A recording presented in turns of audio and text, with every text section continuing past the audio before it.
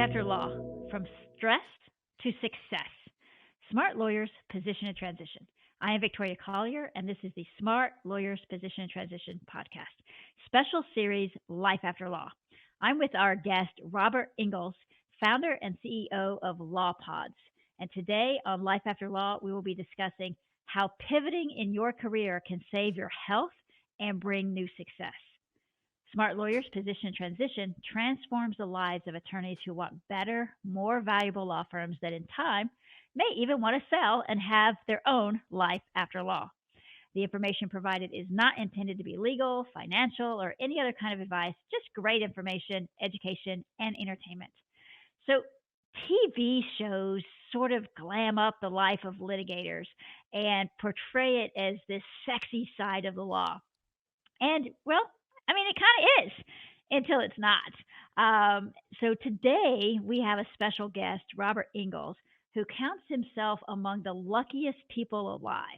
After the challenges of practicing law threatened to derail his career and his mental health, he traded his suit and tie for a shot at entrepreneurship.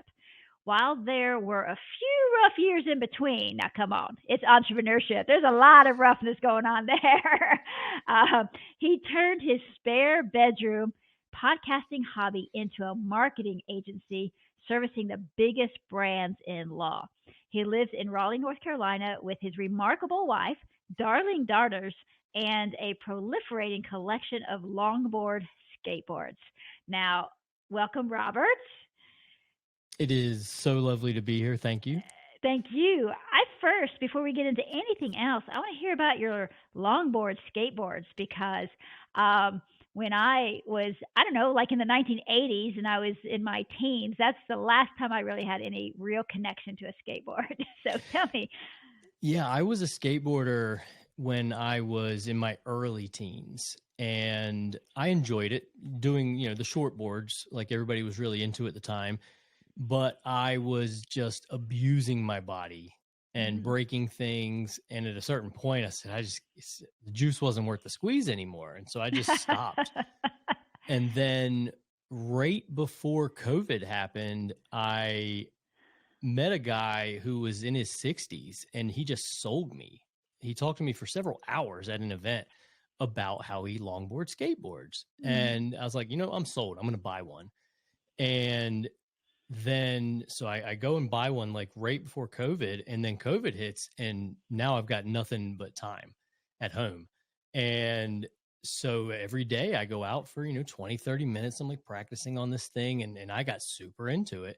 And then that's really where a lot of my socializing during COVID happened is this group of guys would meet up and we go out because we could be really spaced out and go ride for a few hours. And that was how I spent almost the entire lockdown was just longboarding. And it became such a love of mine. And now my entire utility room is just walled with all of these. Every time I see one on Marketplace, I'm like, oh, I should own it. And so now I own them all in different wheel sizes and durometers. And I understand bushings and bearings and things I didn't even know existed before.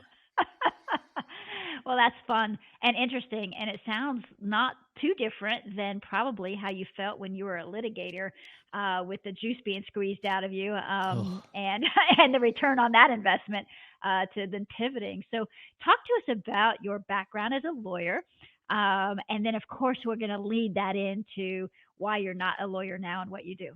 Yeah. I grew up in outside Washington, North Carolina, out in the Cut, and very much a blue collar community. And we lived in a trailer when I was young, and the idea of lawyers was always so sexy to me. Yeah, like they had the Mercedes with the hood ornaments and the leather seats. And I was like, oh my, like that is the height of making it. Right. Right. And then my mother especially was always into following, we didn't call it true crime at the time, I guess, but that's basically what it was, true crime television.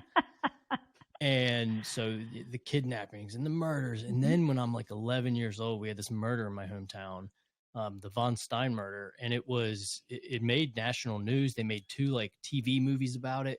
my mom took me to watch part of the proceedings. And, it's always a lot more boring when you actually watch a case, but still, I was like, that guy right there killed somebody, and like just watching the whole thing play out and the lawyers are up and I'm like, oh, I want to be a part of this. And not be the guy who killed somebody. Oh, well, yeah. Yeah, of course, right? Or at least not the guy that got caught, right? Right. And so that was, from an early age, that was interesting for a number of reasons. And then as I got into college, I did some philosophy and religion. What does it all mean for a year or two? But then right back to it. And went to law school. But I'll tell you, as soon as I got to law school, it was pretty apparent that I did not know what I was in for, because for the most part, I've been skating by. I didn't know that. I thought I'd been working hard. And then I got there and just everybody is pretty bright. Just everybody. And it's like the top of the top. Yeah. Yeah. And then you're on a curve. So you can't just do well. You've got to do really well.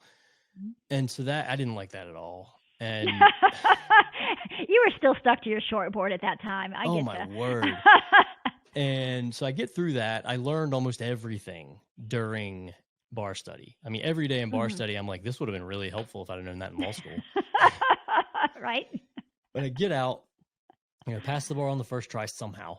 And in 2011, there was not a ton of jobs. I mean, even the people like our valedictorian, I think he took a job under 50 grand when he first got out. I mean, he wanted to do a specific thing. So he wasn't trying out for larger firms, but still there just wasn't a ton of stuff. And so I didn't even really job hunt much. I just started trying to hustle. And in the first year I started a firm and just tried to build it. But right away it was just such a grind for me. I went to school to do criminal defense. I was very idealistic, and which I think is okay. But I got into it and I realized pretty quickly that it wasn't a great fit for me.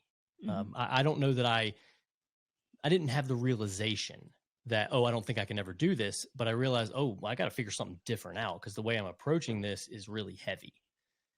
The people that I was working with they'd been accused of some pretty bad stuff. And I would say probably more often than not, they had probably committed these things. And spoken like a true defense attorney, not real committee, probably maybe has done it. And I, for better or for worse, I like my life to be pretty conflict free, which I know is an insane thing to say after I was like, I'm going to become a criminal defense attorney. But I also didn't know that about myself. Like I knew I didn't love conflict, but I also thought, well, yeah, but that's what you do. And I succeeded in most of my life by learning to lean into discomfort. And so I thought this is the same thing. You just have to figure out how to thread this needle. And I kept trying and, go into the CLEs about making your square peg fit in Lowell's round hole. And it wasn't getting any better.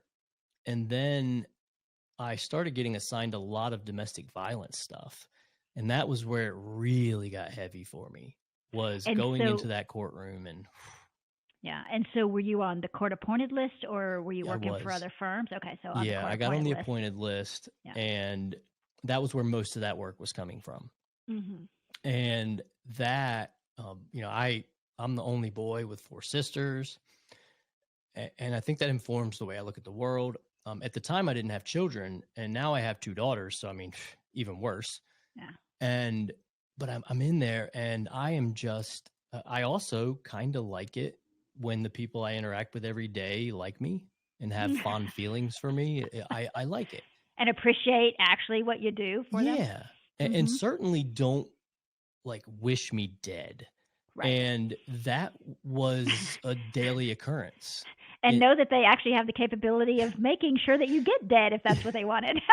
And you're right though. With sometimes the clients were not appreciative, and they accuse you of working with the other side. But What was really heavy for me was having to face the victims, Mm-hmm. and not only having to face them, but then, if you go to trial, now you are championing the person that uh, may have abused them, and you are undermining the credibility of their credibility and trying to poke holes in their story and almost making them look like the bad guy sometimes.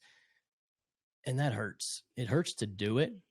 Not that I think I did anything wrong from an ethical perspective. Like, I was doing my job, but I did not like the way that made me feel. And just day in and day out doing that got heavy. And it was one of those cases that ended up being the one that just broke my back, where I just said, I can't do it. I went and talked to my paralegal, and I was like, I don't know how we get off this list, but we do it today. Mm-hmm. Mm-hmm.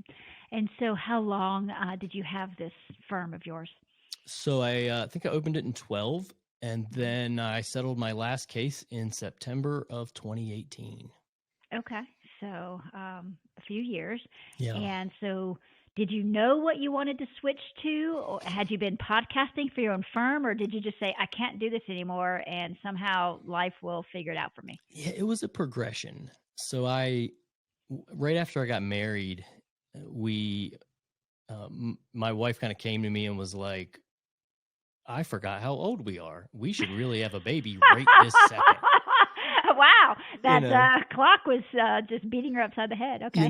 Because when we got married, it was more of a maybe we will. But then, I mean, she was totally right. We hadn't really thought, oh, we have to now if it's ever going to happen. And it all of a sudden went from being tomorrow guy's problem to somebody's going to live here next year. And that was, I was out of criminal law at this point. I had started doing a lot of unemployment work, a ton of just general civil, still very conflict heavy. Mm-hmm. And my mental health was still just hanging on by a thread. I didn't really understand it. I didn't have words for it at the time. I wasn't seeking help. But I knew. Do you mind sharing some of what those behaviors or symptoms or absolutely. Characteristics were? Love to. Things were getting so heavy that I would just frequently bury my head in the sand and hope problems would go away. Mm-hmm. Like something would get kind of big and I wouldn't know how to handle it. And I wouldn't return client phone calls because there were conversations I just didn't know how to have or didn't want to have. And I just was so overwhelmed. And I was springing leaks, like problems were coming up. Mm-hmm. I'm positive if I would have continued to practice, there would have been bar complaints. There would have been severe problems because as they compile one on top of another, and it just gets so heavy that sometimes I would just get paralyzed. And I'm like, I couldn't do anything. And that is a tough way to try to navigate. And it bleeds into your personal life. I was about to say, and yet you still successfully have a marriage and a woman who wanted to have kids with you while all this crap is going on, it sounds like. So. The wild part of it is almost nobody around me knew that this was happening. It just, they didn't see it. And a number of my colleagues and friends were just surprised when I said, I can't take this. And I started to explain it. Like I had no idea, but that's also just a defense mechanism I'd learned. Like you have to be put together, especially in law. Oh my gosh. Coming up through, I don't know what it's like now, but when I was coming up, you did not want to tell anybody you had mental health concerns. Like it is still the same. Okay. They do have now CLEs that the bars give, and generally judges and other lawyers who have had some sort of mental health issue are the ones on the panel and things like that. So they are talking about it at least, but still from a personal level, you just don't bring it up. You are put together because what happens is you won't get referrals. You start losing your income stream, and it just is, you think you're buried before. Just imagine now you're sinking and buried at the same time. Yeah. And, in North Carolina, they were talking about it, that we have CLEs that we have to take every 3 years. I've even taught some now, which I love, about the kind of stuff we're talking about now. But even though that was happening, you could feel that you shouldn't talk about it. When you're filling out your application to go to law school, they ask you these questions. When you're filling out your bar application, they ask you a lot of questions that you feel like, I can't answer. Like I honestly, at the time I was answering it, thought I was being truthful. I have no mental health concerns whatsoever. So I believed it, but I remember thinking, I'm really glad I don't have any mental health concerns, because this makes me feel like I don't want to tell anybody if I did. Right. And so then you get into practicing law and things are getting heavy, and you certainly don't, the North Carolina has a great program that now I've done some work with them and I know everything's confidential, but you don't really believe that when you're a lawyer. You're like, they are funded by the bar. It's not a gamble I'm going to take. Right. Right. And so I wasn't really looking anywhere, really even trying to admit to myself that I was having these problems. But then when I kind of realized, okay, my life's going to change in a really profound way, that started to break me.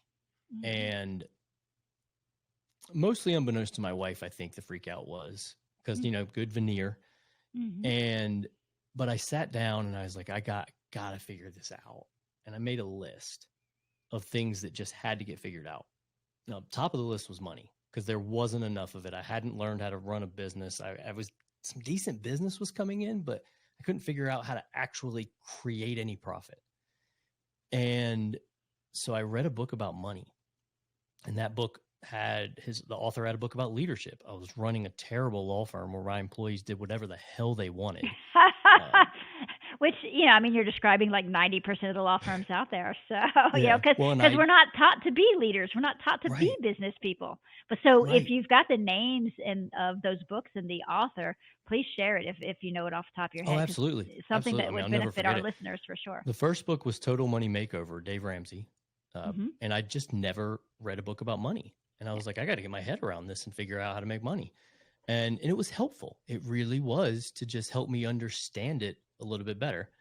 And then EntreLeadership was the second book. And that was, I just didn't read books like that at that point in my life.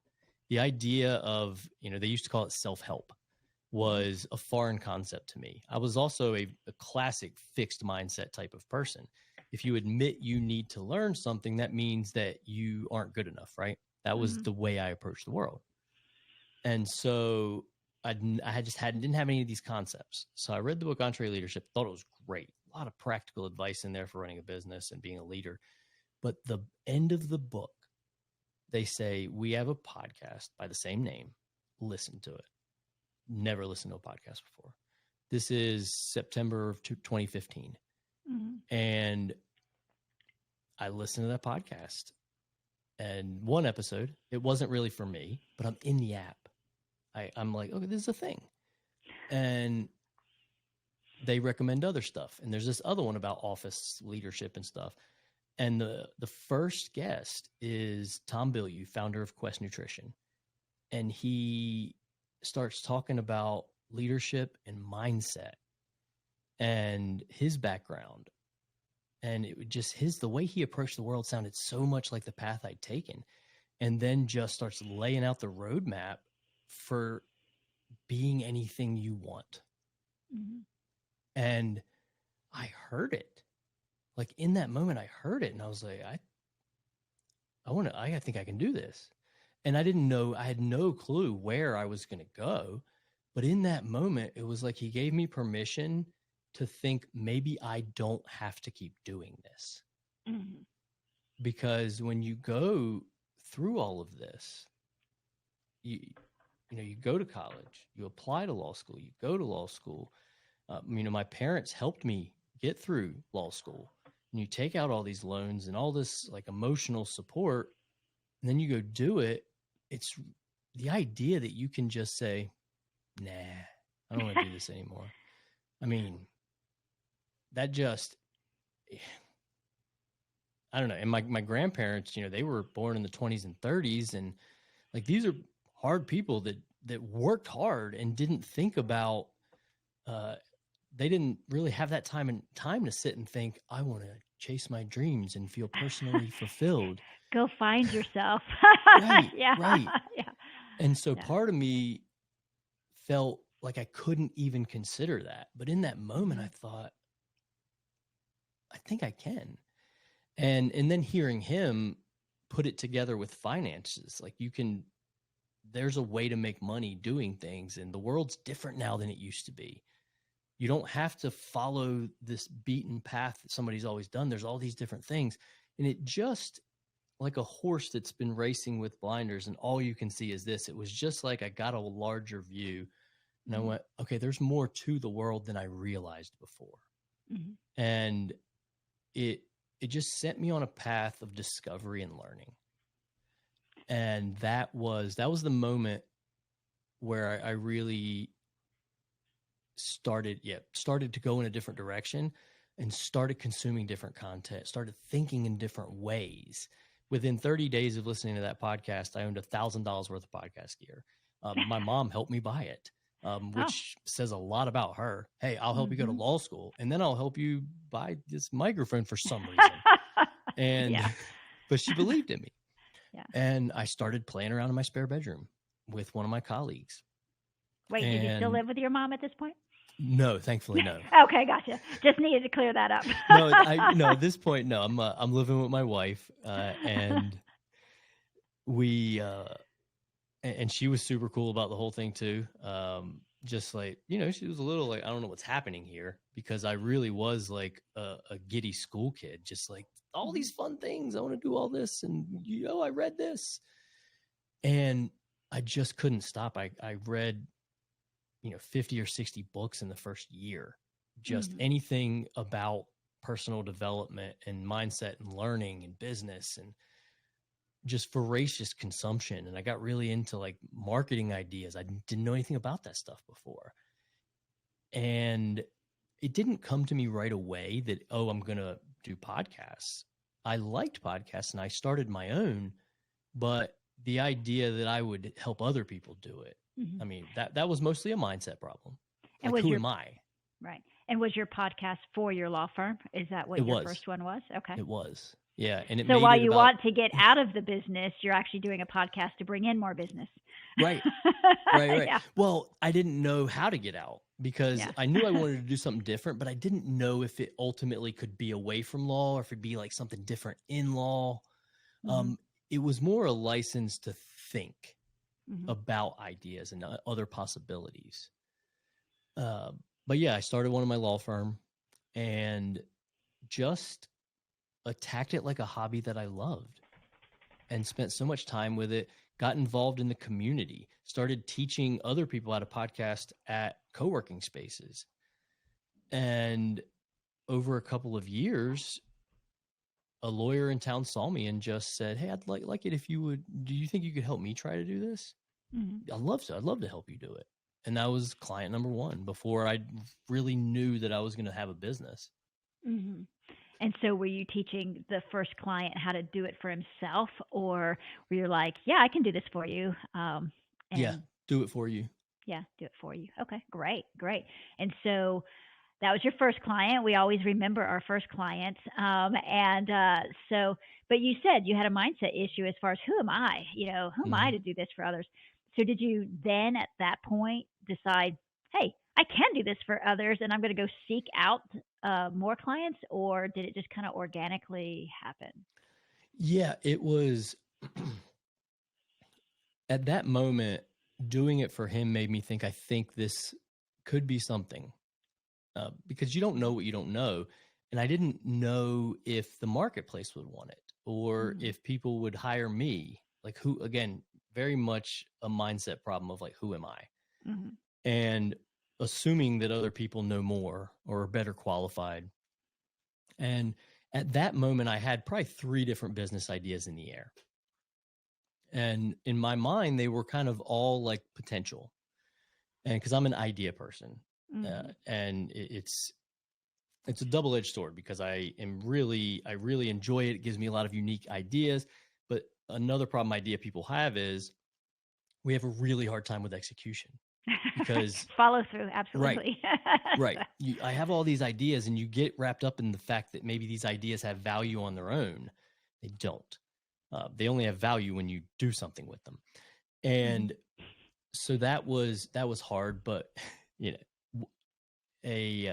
another moment in my personal life forced my hand a little bit, a lot of bit. And so I'd been winding down my practice, not taking any new clients, trying to get every client out the door, but I had not really been successfully replacing my income. I'd been doing a little contract work, a little hustling, but the income was going down.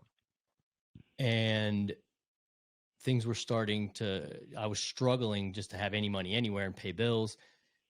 And then my wife sends me a text. You know, it's one of those moments. I know exactly where I was in the grocery store. I know exactly where I was standing. And it said, "What's a tax garnishment?" She said it took a big old dent out of my paycheck. So we were pretty newly married, and her paycheck had been garnished for my unpaid tax bills. Mm-hmm. And she handled it with a lot of grace, a lot. Mm-hmm. But the message was still very clear. Something's got to happen. And she's right. And she said, she's like, "I understand that you are really excited about this thing, that you really feel called, or, you know, whatever, you enjoy this and you're chasing your passion. But, you know, that little girl or baby was now a little girl that lived in our house." Right. Uh-huh. And they are expensive. And that was in after that conversation, you know, I assured her I'm going to make it happen. Mm-hmm. And that was when I picked the one idea. And because I'd just gotten a client, I was like, I think this is a thing. I think it can work. And I picked that idea.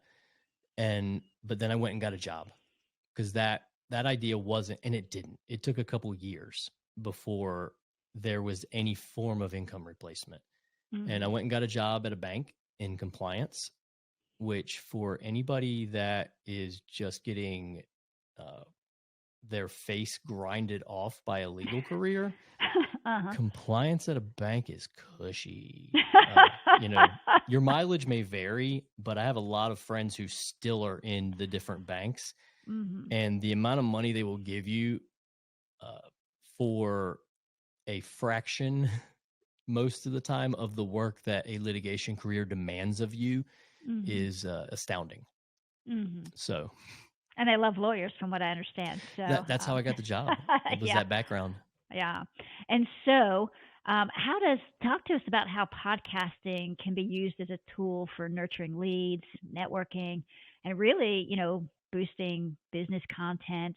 All the reasons why you do it for law firms is, you know, tell us about that. It really started out when I started the business. I was still learning the value.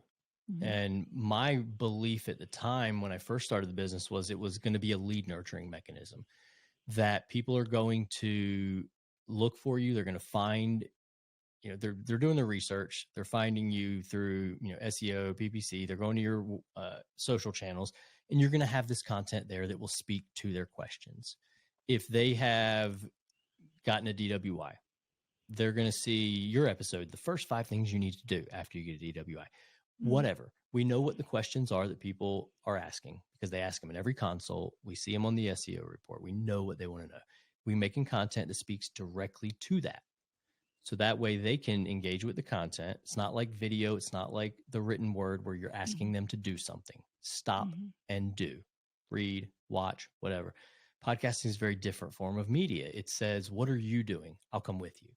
I won't ask you. You know, it's one of my favorite things about podcasts is they sell you time.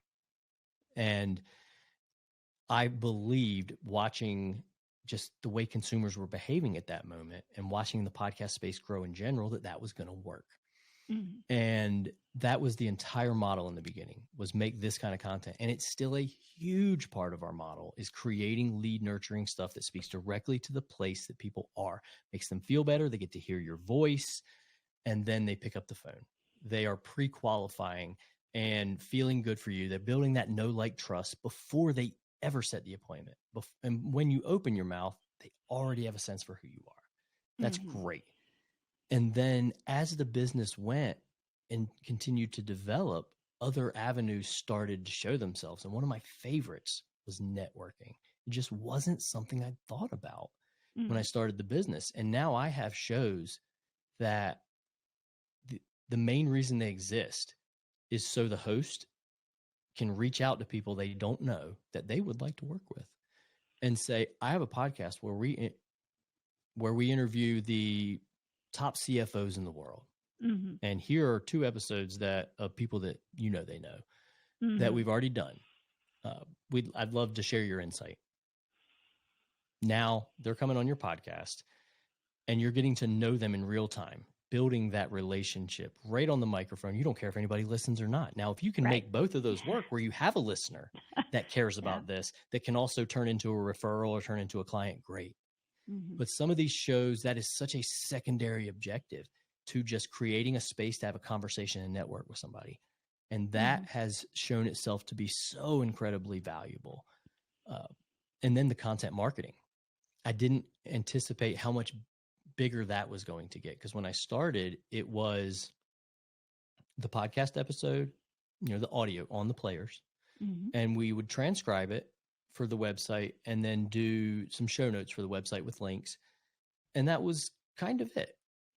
And then now it's the cornerstone of a lot of our clients' content marketing machine, where they sit down once a week or twice a month, have a conversation on Riverside like we are right now. We're recording high quality audio on separate tracks, high quality video on separate tracks. And then we take that. It turns into the podcast episode, but it turns into a full length video on YouTube. And then it gets pulled apart into these pieces of micro content on branded templates with captions in vertical for the Reels formats, landscape, square. And then you're sharing each episode. You can come up with a dozen pieces of unique content from every episode to fill up your social feeds. And then you've got that, the show notes and the transcript as well. You've got so many pieces of content that are coming from 30 minutes of the lawyer sitting down and having one conversation and never thinking about it again. And so let me ask you this, Robert. When podcasts first started coming out, I paid like $3,000 to hire someone to tell me what equipment I needed and then tell me I could do all this on my own. It's so easy. I'm like, not for me, Right. and this was like years ago. And even those lawyers that can work a microphone and maybe a little software platform, maybe even do their own editing because they don't value their time as a lawyer. But Right. but let's get past all that. It's those other pieces, it sounds like, the parsing it out and creating, 30 pieces of content out of one thing. I am assuming that that's something that your business does for your clients. So it's not just, hey, show up and, do this podcast with us. Y'all do the whole marketing piece where you are pulling out all that kind of stuff. Is that correct? It is. And where we differentiate well is there is this thought, oh, you're just cutting up the content. Why would it cost? And we say, sometimes I just want to say, go hire someone to cut your content and we'll talk next month. Because we're not cutting your content. That's not step one. Step one is identifying what content we should cut. Because when you're identifying the content that you want to cut, you have to go through an analysis. Who is this show for? Who is the listener? What does that listener want? What pain point are they struggling with that would get them to stop scrolling for 2 seconds and go, oh shit, that's something that I would like to know more about. That speaks to my pain point. And so now you kind of need a title to do that, because the title will slow them down. It has to be kind of captivating, something they can read without even meaning to read it. And then what are you talking about? Does it speak to the pain point that listener's having with those captions? Because if it doesn't, they're going to keep moving. And that's where picking the wrong piece of content happens a lot. Like, you can't just pick any 60 seconds, because if this podcast is for a trial lawyer and you start explaining what voir dire is in your clip, Yeah, I know what that is. What? But a layperson who doesn't understand how to pick a right clip for the intended audience wouldn't know that. They would say, well, this is interesting. This whole voir dire thing where you get to ask jurors questions and decide which ones will be best for your case.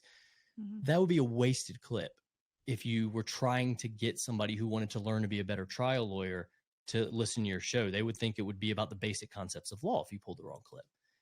And that is where the value in getting your clips is, because that clip's job is to brand, but it's also to convert a listener who otherwise might not, because dropping your podcast link on LinkedIn or wherever and saying, I have a podcast, you should listen. Nobody's going to listen to that podcast. It's just the amount of friction involved in converting a listener who knows very little about what this is. There's just too many other things to do with your time. And that's where those clips are magnificent because they don't have to do anything. It cuts down friction. They just have to stop moving their thumb for a second and watch. And that, because then they see it and they go, oh, I like that. Well, and for us, it's just also second nature. So we don't pick up on those nuances. And if any of your clients are like me, Jen is all the time trying to have me listen to my podcast afterwards so I can learn and be better and all that kind of stuff. I'm like, my God, it's out of my mouth. I do not want to put it in my ears, And that's one of the beautiful parts of businesses like yours, is that it's in your ears. You have to listen to it in order to pick out the best parts for the right person and the right reason. And I'm just happy to be on to the next one. So, I understand that. I don't want to be a laborer. So how, what would you think is the most important thing for lawyers who have businesses should know about podcasts and or how to work with, your firm so that they can have better businesses, have better brands, bring in more clients, and really just take advantage of really the media that we have available to us today? For me, it starts with asking, and I think almost every decision we're making should start with, why are we doing it? And I know that sounds simple, but a lot of times I end up having a conversation with somebody who wants a podcast. They have come in, they said, I want to do this. Great. Why? Well, I mean, I want to have more clients. Okay. What's the podcast going to be about? Who is it for? And they're not really sure. They want a podcast, and frequently they'll think, well, I'm going to do something about our town or some other thing, and it's going to be awesome, and people are going to love it. And then they're also going to know I'm a lawyer. And when the bad thing happens, they'll know who to call. I'm not saying that can't work, but that is a long play. But you know why that is? You know why that is? Because lawyers can't do marketing, because that's just slimy, because that's what we've been taught, right? So let me find a way to where I can feel comfortable and, within, I can't be seen out there as slimy. So let me look at how I can contribute to my community. Crap. Yeah. Anyway. No, you're right. I had a professor in undergrad that said any lawyer worth his salt doesn't need to be on a billboard. Yeah. And what, my career services person at my law school was quite the opposite. She said, you know what? One of our most successful law students has an ad in the Thrifty Nickel, one of those little newspapers outside of every convenience store. And she goes, and he laughs all the way to the bank every day, So, I had quite the other experience, at least from a law professor. Yeah. I mean, more people need to hear that. Yeah. Stop paying attention to what other people think that you should be doing. Right. I lost my train there. So you were talking about how what you would want lawyers to know as far as, the best way to get in touch with you, and also how the services can help their law firms. All right. Thank you for that. Pick up that thread. Yes. So it's really thinking about, who am I doing this for? And how does that turn into money? What kind of practice do you have? Do you get almost exclusively referrals? Is that how you make most of your business? And if so, is that how you want to continue to? Is that really where you want to focus? And then think, okay, if so, maybe it makes sense to make a podcast that would educate my referral sources. I've worked with a workers' comp defense attorney, and he was saying I get most of my referrals through these claims adjusters. And he had even started doing a little bit of FAQ stuff for them. Just, hey, these things, these forms, they don't understand the forms very well, and they really want to understand them better. Like, there's your podcast, man. And he did it, and it worked. He made a podcast where he's going through all the little pieces of things that they really struggle with, that they want to know. He's educating his referral source. Instead of thinking, I'm going to talk to these other clients and, or whatever, these other ideas you could chase, think about where you want to generate the income from. How do you get your clients? Where do you want to get your clients? Because it can be speaking directly to clients. I have estate planning attorneys that do that. I have personal injury. I've had family law where they're talking directly to prospects. Here's the problem you're having. Here's X, Y, and Z. Here's what you need to know. That person feels good. And then I have a lot more that are doing that, the referrals. They're speaking to other lawyers. They're speaking to these claims adjusters and getting them to know it. But that's the most important thing. Why are we doing it? Who are we doing it for? How does that turn into money? And then every decision that you make with your podcast, run it through that analysis. Make sure that when you're picking that content, that your avatar will benefit it from it. That is a pain point your avatar is having, and it makes content ideas so much easier. Every decision you make becomes so much easier because you know exactly why you're doing it and who you're doing it for. Well, I don't know how you were as a lawyer, but I can hear the passion in your voice around this and, podcasting and helping lawyers become the best that they can be as well. And so, sir, if I were never to be able to speak with you again, what's the last thing you would want our listeners to hear? I've talked a lot about podcasting, but I do think that my life itself, I feel the need, because somebody helped me in this way, that you don't have to do anything that you really don't want to anymore. I don't think. I think the world is so big and there's so many vehicles to make money. I see it everywhere. There's so many different ways to do this, that take your shot. I read this nurse talked about she was a hospice nurse. And after years of doing that, she talked about the regrets of the dying. And at the top of that list was always, essentially, to paraphrase, not taking their shot. And it's over. You don't get a second chance to take your shot. And, I took mine, and it's incredible. I mean, I am just in this, I'm in just like a play set here. I have these monitors and these lights and this mixing board, and I've got my wall with all my toys on it. I love it.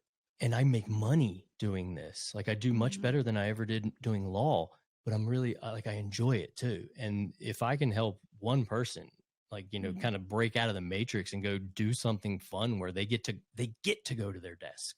That's a feeling right there. I get to go to my desk today. So how can people reach out to you? LawPods anywhere. But I'm on, really, you type LawPods anywhere, you're going to find me. But robert@lawpods.com, always happy to chat by email. And that's not a sales pitch. Like, if you just want to talk about your podcast or talk about your mental health and leaving law, the last thing I'm going to do is make a hard sell on anybody. I think the product sells itself. But type in LawPods anywhere, you'll find us. Okay. And I want to thank you for sharing your journey with the mental health, because as we discussed, I mean, it's just not something people are comfortable with. And the more we can normalize what we all go through as lawyers and just as people and entrepreneurs, it is so helpful to everybody else. So thank you for sharing that information as well as the information about LawPods. Hey, thank you for giving me the space. I enjoyed the conversation. You're welcome. Well, we have been speaking with Robert Ingalls, founder and CEO of LawPods. Tune in for our next Life After Law series, which will be posted once a month on the fourth Thursday of every month. Smart Lawyers Position and Transition provides you with great information. Life After Law provides you with great inspiration, and we certainly have heard that from Robert today. Become a serious listener and subscribe on your favorite podcast platform.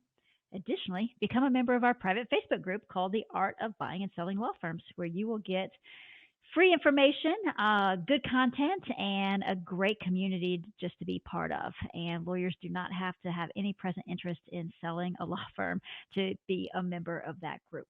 You can get more information about Quid Pro Quo and myself, Victoria Collier, your host, at our website, quidproquolaw.com.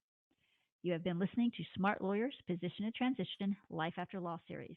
The show is available 24/7 online anywhere you listen to podcasts, as well as on our website, quidproquolaw.com.